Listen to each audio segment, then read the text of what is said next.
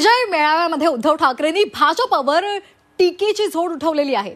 बटेंगे तो कटेंगे असा नारा देत भाजपनं केवळ धर्माच नव्हे तर जातीपातीचं सुद्धा राजकारण केल्याचा आरोप उद्धव ठाकरे यांनी केलाय। मतांसाठी मराठी माणसांमध्ये भांडणं लावल्याचा आरोप सुद्धा उद्धव ठाकरे यांनी भाजपवर केलाय।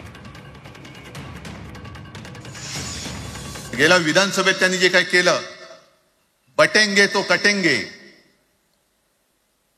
आपल्याला काय वाटलं होतं की हिंदू मुसलमानांमध्ये करतायत। हिंदू मुसलमान तर केलंच, पण त्यांनी खास करून केलं ते मराठी तर मध्ये केलं। म्हणजे यांची नीती आहे ती अशीच आहे जे गुजरातमध्ये त्यांनी केलं। गुजरातमध्ये गेल्या निवडणुकीत एक असा माहोल होता, मला वाटतं मोदी तेव्हा तर त्यांच्या नंतर असेल, माहित नाही मला, लक्षात नाही।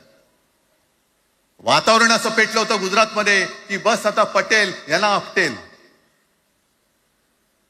पण त्यांनी काय केलं बरोबर, पटेलांना भडकवलं, पटेलांना वेगळं केलं आणि पटेल तर सगळे एकत्र केलं। हरियाणामध्ये पण तेच केलं, जाट लोकांना भडकवलं, जाट लोक एकत्र झाले त्यांना वेगळं केलं आणि जाटे तर सगळा जो काही समाज होता तो एकत्र करून तिकडे सत्ता प्राप्त केली।